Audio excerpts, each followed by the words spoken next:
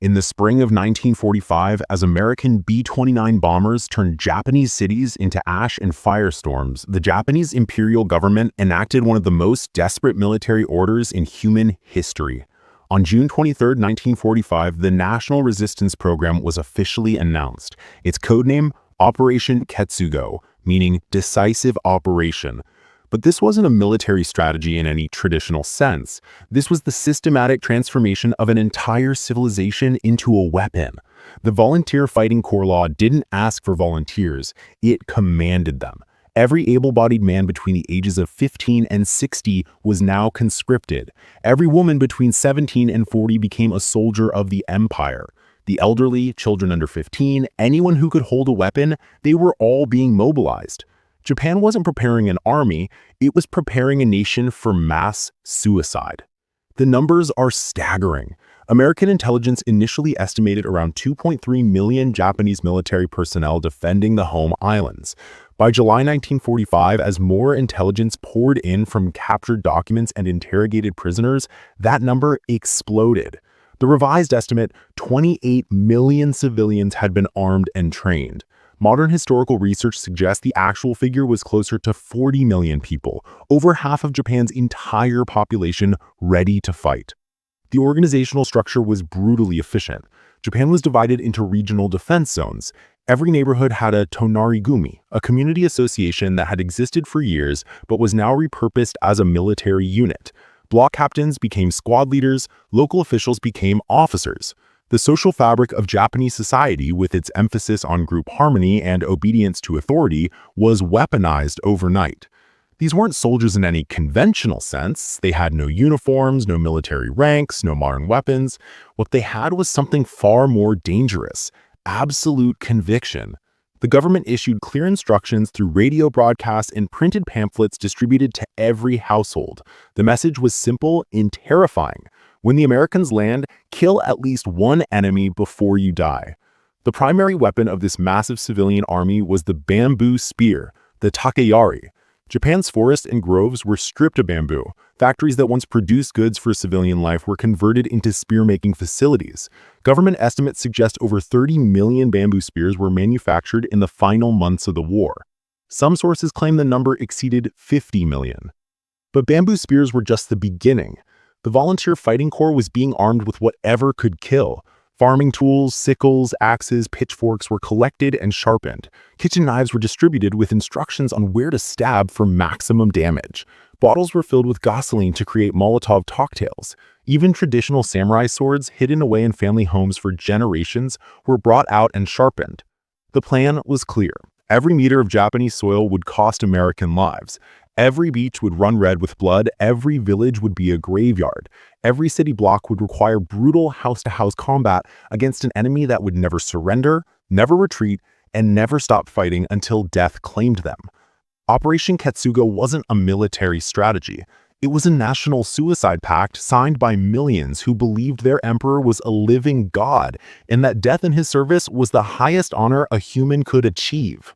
To understand why millions of Japanese civilians were willing to charge machine guns with bamboo spears, you must understand the psychological transformation that had consumed Japan. This wasn't patriotism. This wasn't even fanaticism in the ordinary sense.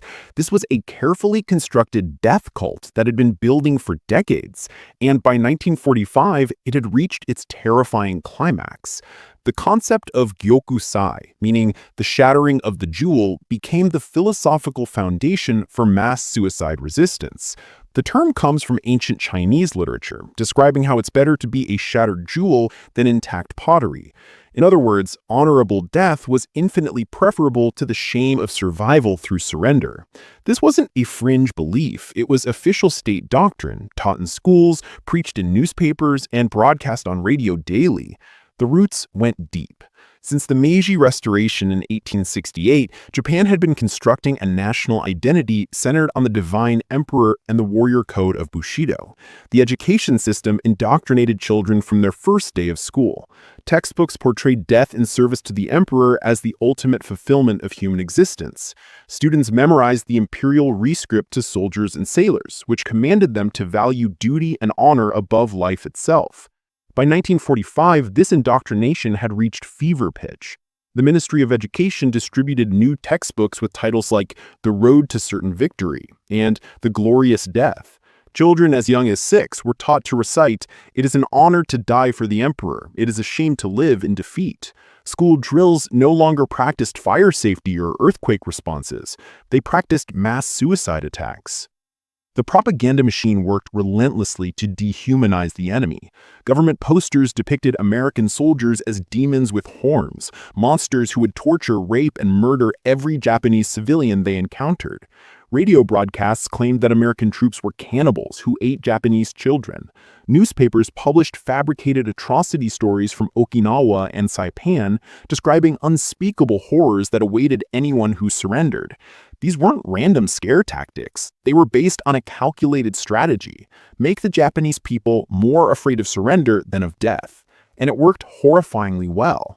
On Saipan in 1944, over 1,000 Japanese civilians jumped off cliffs rather than be captured by Americans. Mothers threw their babies off before jumping themselves. Families held grenades together and pulled the pins.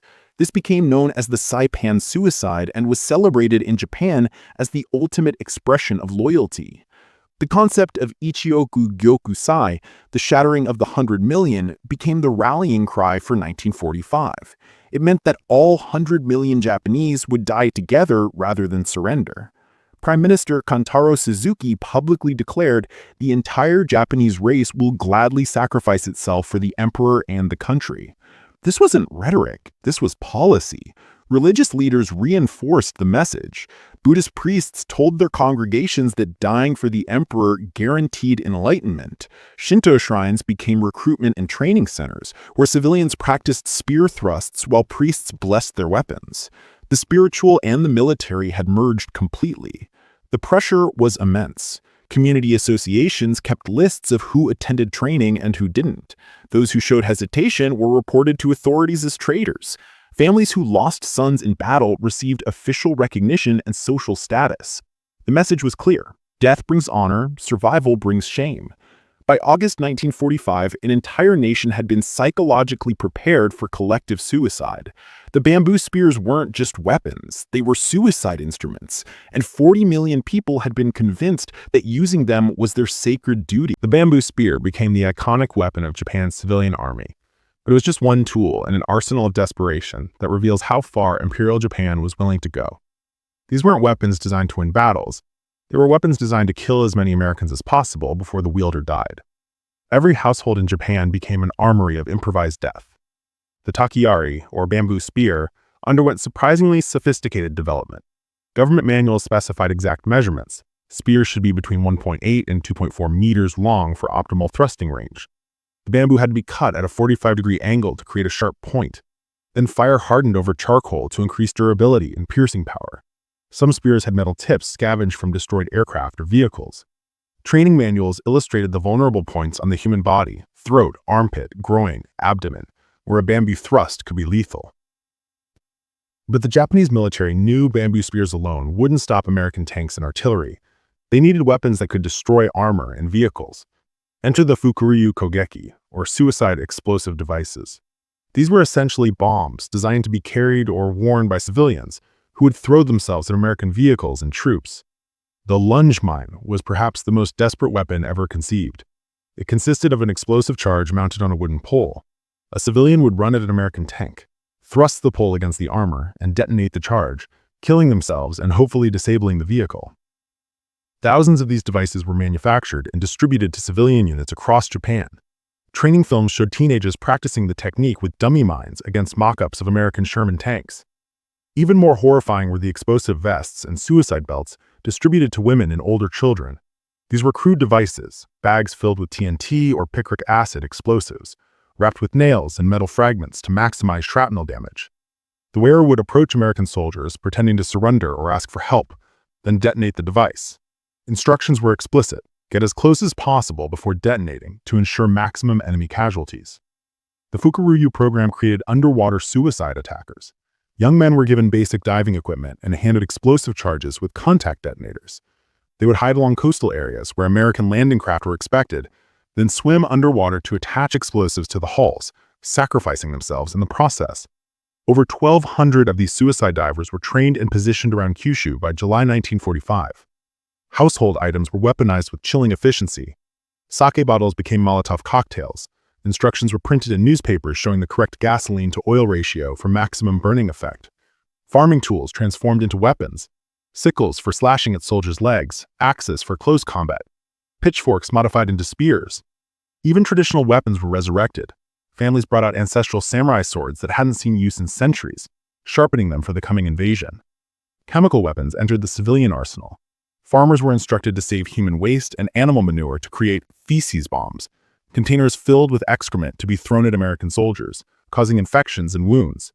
Some factories produced crude acid bombs using industrial chemicals. Lime powder was distributed with instructions to throw it in soldiers' faces to blind them temporarily. The most disturbing weapons were those designed specifically for children. School-aged children received training on Sherman carpets, blankets soaked in gasoline that they would throw over tank viewing ports before igniting them. Others were taught to roll under tanks carrying satchel charges, detonating them against the vulnerable underside armor. These weren't theoretical exercises. Actual explosive charges were distributed to schools. The Japanese military manufactured over 3,000 wooden aircraft, essentially manned kamikaze gliders that would be piloted by civilians with minimal training. These would be launched at American ships and landing forces. Another 5,000 motorboats were converted into explosive suicide boats, each packed with 250 kilograms of explosives. This was an arsenal designed not for victory, but for maximum American casualties and maximum Japanese deaths. Every morning at dawn across Japan, a strange and terrifying ritual unfolded. In schoolyards, temple grounds, village squares, and city parks, millions of civilians assembled for combat training. Grandmothers in traditional kimono gripped bamboo spears. Teenage girls practiced charging movements.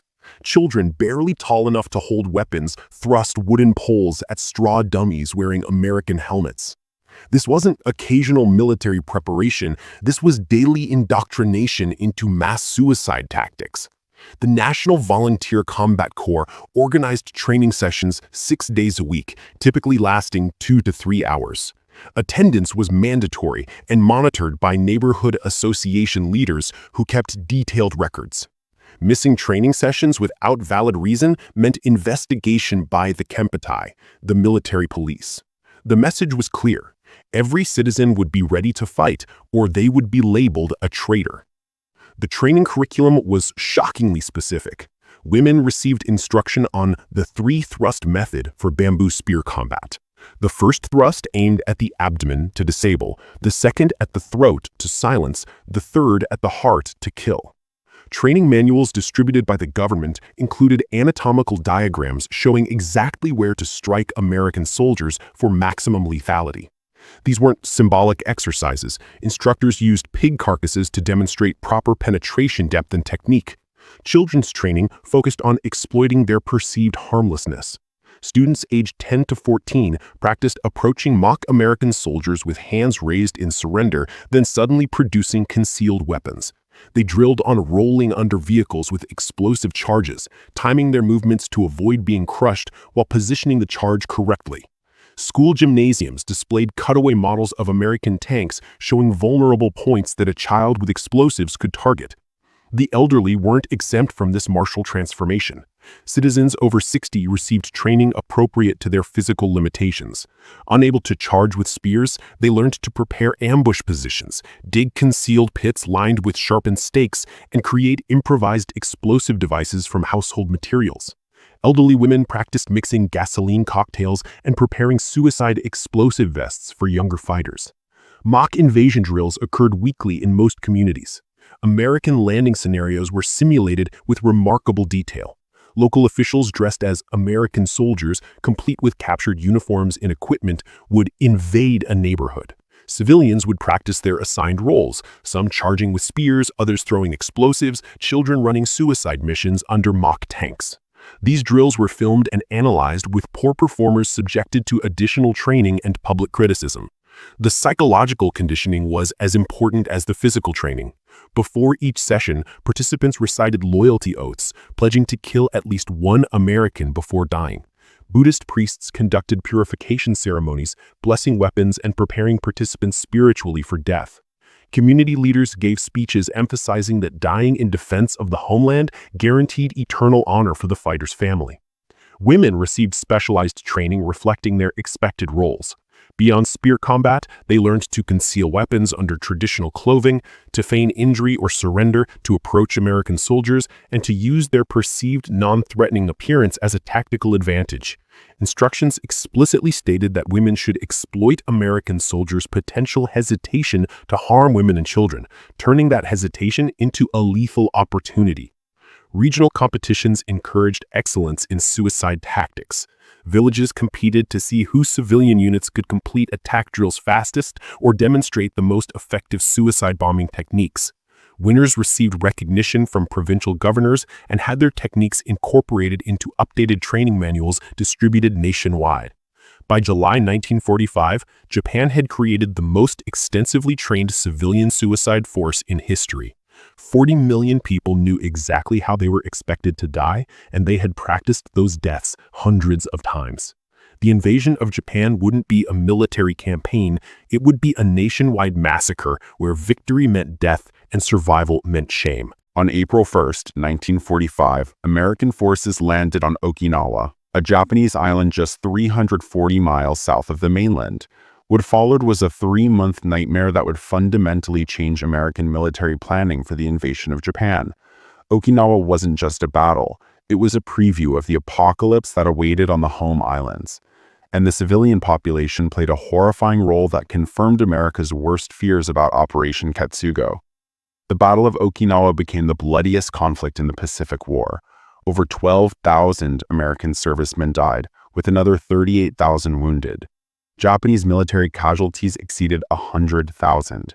But the statistic that truly terrified American commanders was this: between 40,000 and 150,000 Okinawan civilians died, roughly 1/3 of the island's entire population, and many of them died fighting.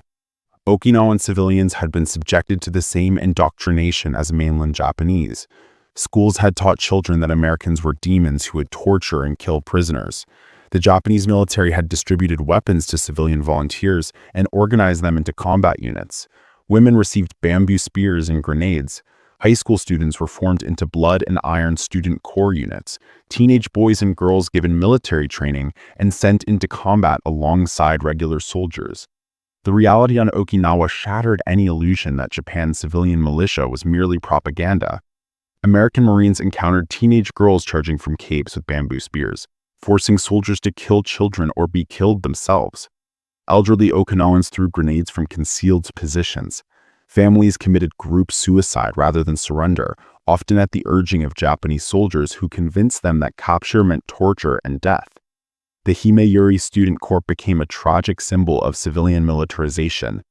These were 222 female high school students and 18 teachers who volunteered as nursing assistants for the Japanese army. As American forces advanced, these girls, most between 15 and 19 years old, were given grenades and told to commit suicide rather than be captured. On June 18th, as their position was overrun, over 100 of these students killed themselves with explosives or jumped from cliffs. The survivors reported that Japanese soldiers had told them American troops would rape and murder them. American soldiers described the psychological horror of fighting an enemy that included children and elderly civilians. Marine Eugene Sledge wrote in his memoir about encountering an Okinawan family, grandparents, parents, and 3 young children who detonated explosives rather than accept rescue. Another Marine unit reported finding a cave where 83 civilians had committed mass suicide, including 34 children under the age of 10. The tactical implications were clear and terrifying. Okinawa was a relatively small island, only 466 square miles, with a pre-war population of about 300,000. The United States had complete air and naval superiority, unlimited supplies, and overwhelming firepower advantages.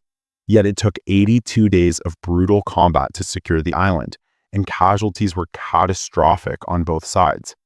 American commanders did the math. If Okinawa, a small island with a partially militarized civilian population, cost 12,000 American lives, what would mainland Japan cost? The home islands had a population of 72 million civilians spread across 145,000 square miles of mountainous terrain, perfect for defense. Intelligence reports confirmed that mainland civilians were far more heavily armed, more extensively trained, and more fanatically devoted to the emperor than Okinawans had been. General Simon Bolivar Buckner Jr., who commanded American forces on Okinawa, was killed by Japanese artillery on June 18th, one of the highest-ranking American officers killed in action during the war. His death just days before the battle ended underscored the ferocity of Japanese resistance. The lesson of Okinawa was unmistakable. Invading mainland Japan would result in casualties unlike anything in military history. The civilian population wouldn't be bystanders or victims, they would be active combatants, and their willingness to die would make every village, every city block, every rice field a killing ground. Okinawa was the preview. Japan would be the full horror show. In the spring of 1945, while Japan prepared its bamboo spear army, American military planners finalized Operation Downfall, the codename for the invasion of mainland Japan. It would be the largest amphibious assault in human history, dwarfing the D-Day landings in Normandy. What American commanders didn't yet fully understand was that they were planning to invade a nation that had transformed itself into a massive suicide weapon. When intelligence finally revealed the true scope of Japanese civilian mobilization, the casualty projections became so horrific that they would influence one of the most controversial decisions in human history. Operation Downfall consisted of two phases. Operation Olympic would launch on November 1, 1945, targeting the southern island of Kyushu with 14 divisions, roughly 815,000 combat troops supported by massive naval and air forces. This would establish air bases and staging areas for Operation Coronet, scheduled for March 1946, which would assault the main island of Honshu and drive toward Tokyo with an additional 25 divisions, totaling over 1 million soldiers. Combined, over 2 million American servicemen would participate in the largest military operation ever conceived.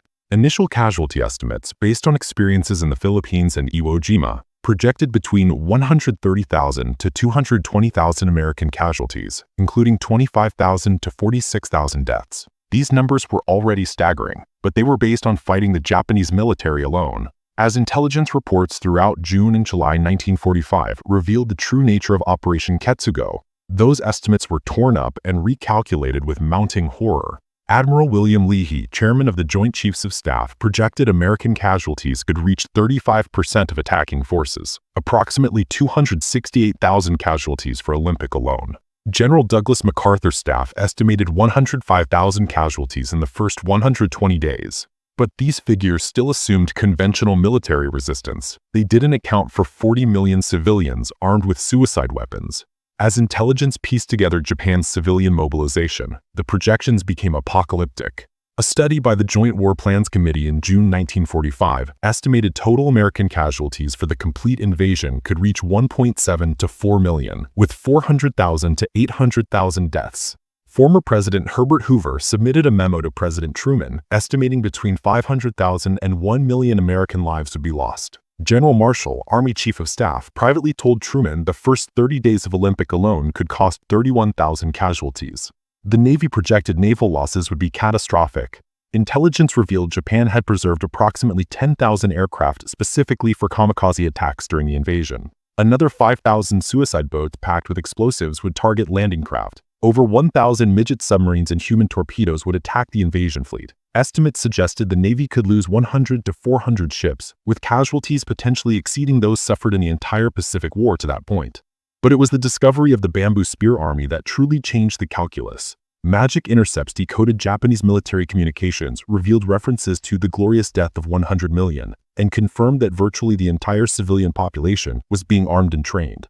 American intelligence officers study and capture Japanese training manuals and propaganda materials realized they weren't planning to fight an army, they were planning to fight a nation. The terrain of Japan favored the defenders perfectly. The mountainous islands offered countless natural defensive positions, caves, and concealment. Unlike European France or Germany, where mechanized armies could maneuver across relatively open terrain, Japan's geography would force American troops into endless close-quarters combat in villages, cities, forests, and mountain passes, exactly where bamboo spears and suicide attacks would be most effective. The Purple Heart medals the military ordered in preparation for the invasion told the story. Over 500,000 Purple Hearts were manufactured in anticipation of the casualties expected from Operation Downfall. Those medals are still being issued today. Every Purple Heart awarded since 1945, including those from Korea, Vietnam, Iraq, and Afghanistan, comes from that original order. They still haven't run out. On July 16, 1945, in the New Mexico desert, the world's first atomic bomb exploded in a blinding flash of light that would forever change human history. For President Harry Truman and his military advisors, the successful Trinity test offered a horrifying alternative to Operation Downfall.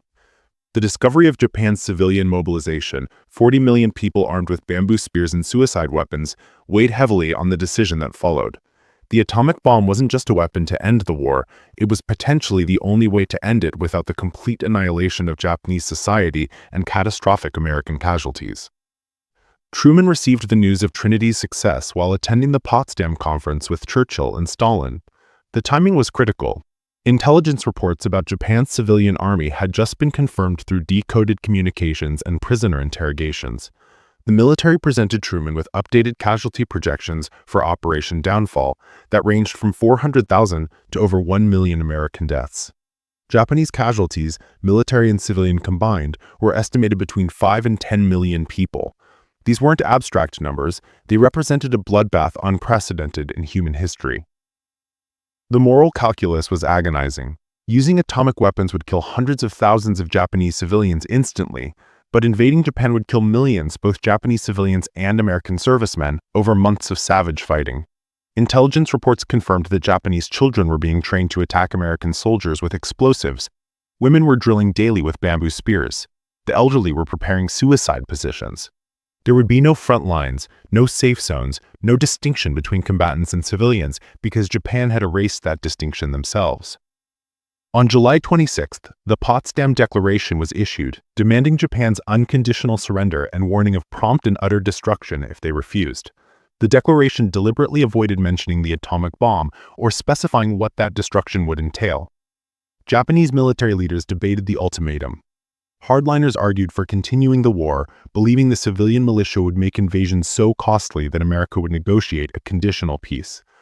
Prime Minister Suzuki publicly rejected the Potsdam Declaration, using the word mokusatsu, which can mean either ignore or withhold comment, but was interpreted by the Allies as outright rejection. On August 6, 1945, the B-29 bomber Enola Gay dropped Little Boy on Hiroshima. The explosion killed an estimated 70,000 to 80,000 people instantly, with total deaths eventually reaching 140,000.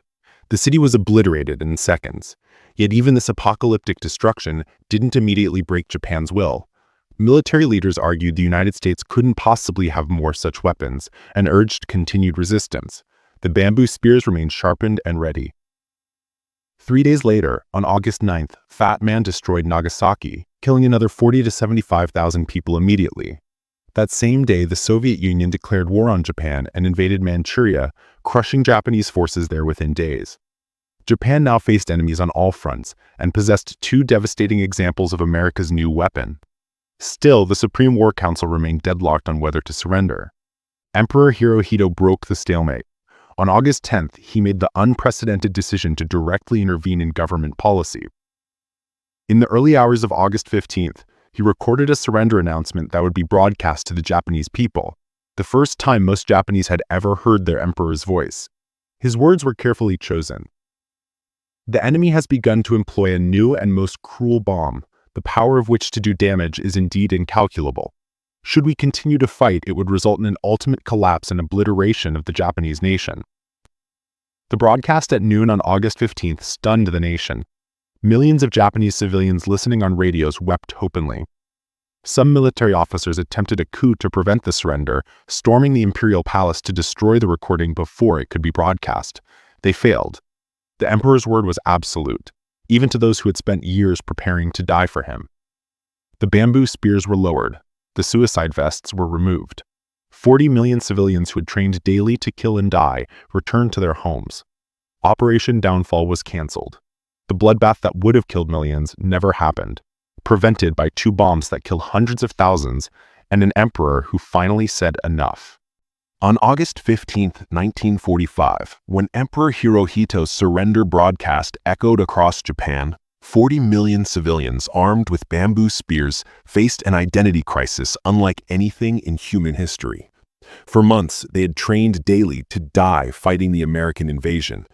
They had been psychologically conditioned to believe that death was honor and surrender was shame. Now their god emperor was telling them to lay down their weapons and accept defeat. What happened next reveals both the depth of Japan's indoctrination and the remarkable discipline of its people. The immediate aftermath was chaos mixed with eerie compliance. In some areas, civilian militia members wept openly as they stacked their bamboo spears in public squares. Others burned their weapons in massive bonfires, destroying the implements they had been told would save the nation. Photographs from late August 1945 show enormous piles of bamboo spears, tens of thousands in single locations, being collected by local authorities for disposal. The weapons that were meant to kill millions of Americans were reduced to ash and kindling, but not everyone accepted surrender peacefully. Small groups of military officers and civilian militants refused to believe the emperor's broadcast was genuine, claiming it was an American propaganda trick. In several locations, hardliners attempted to continue resistance. On August 15th itself, a group of army officers stormed the imperial palace, attempting to find and destroy the surrender recording before it could be broadcast. They failed, but their attempt revealed how close Japan came to continued resistance, even after the atomic bombs. Some civilian militia units initially refused to disarm. In rural areas of Kyushu and northern Honshu, local defense forces maintained their positions for days after the surrender, waiting for orders that would never come.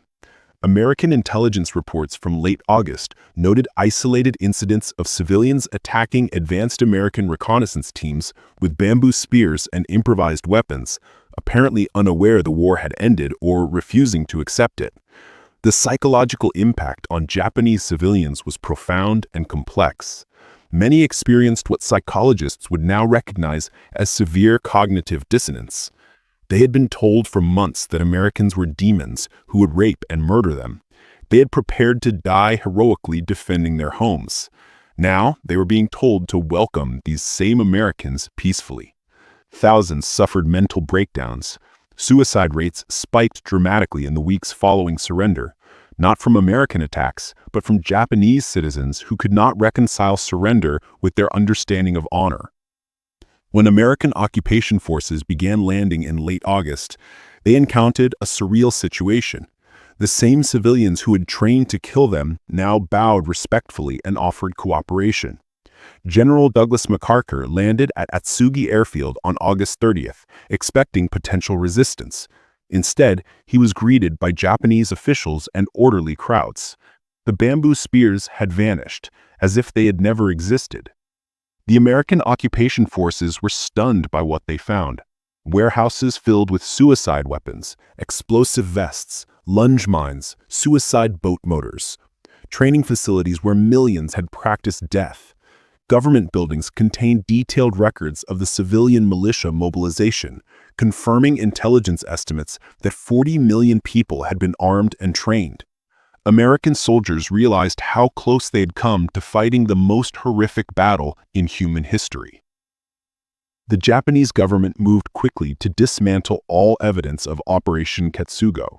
Training manuals were collected and destroyed. Propaganda materials were burned.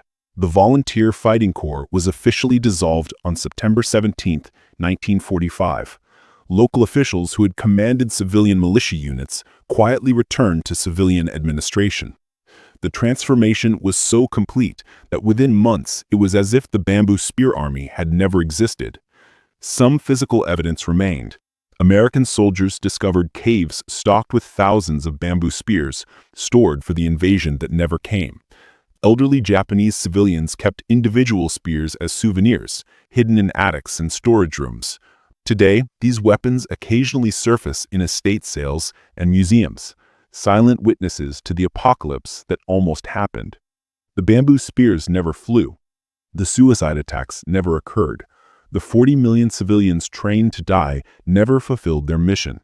The atomic bombs, despite their horrific toll, had achieved what conventional invasion could not. They ended the war without the complete destruction of Japanese society. Operation Ketsugo remains one of history's most terrifying what-ifs, a nightmare that came within weeks of reality before vanishing into surrender and silence.